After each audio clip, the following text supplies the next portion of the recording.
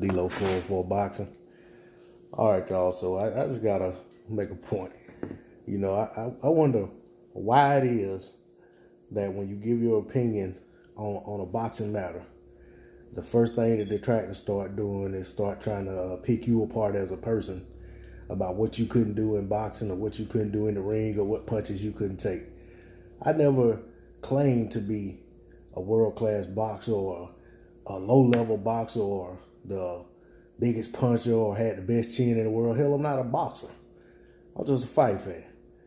But why is it that I got all these people in uproar because I talked about Dillian White not having the world's best chin after they said he had the best chin in boxing? So, you know what I'm saying? All I did was say, look, how can a man have the best chin in boxing when he gets rocked more than a newborn baby and spends more time on the canvas than the Takata logo? Okay? I think that's a fair question. So, to go from not being able to explain their standpoint on how they crowned this man as having the best chin in the heavyweight division to suddenly questioning my chin or my boxing ability just goes to show that they don't have an answer for the statements that they made or this coronation that they gave this guy and having some world-class chin. You know, and that whole thing about what have you ever done in the ring and all that, that's like the biggest cop-out in the world. I never claimed to have done anything in the ring of merit worth talking about, you know. And also, the next thing they do is start talking about what other fighters got knocked out. Okay? So, with all that being said, let's keep it boxing.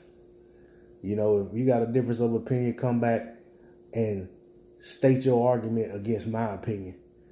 It ain't about me as a person or whatever. I'm not attached to these boxers. None of them are my friends. I don't know them. They don't know me. They wouldn't piss on me if I was on fire. And the same goes for these people who sit there and go to bat for them and start making threats and want to fight because they don't share your opinion. That's silly. You know what I'm saying? The fighters that I support, when somebody starts bashing them, I don't come at them and start talking about pulling up on them. That's crazy as hell. What do I look like jeopardizing anything I got for the sake of some fighter, some celebrity boxer? Hell, half of them are divas. I take that back. Most of them are divas in the first place. And they don't conduct themselves the way I want to see a fighter conduct themselves.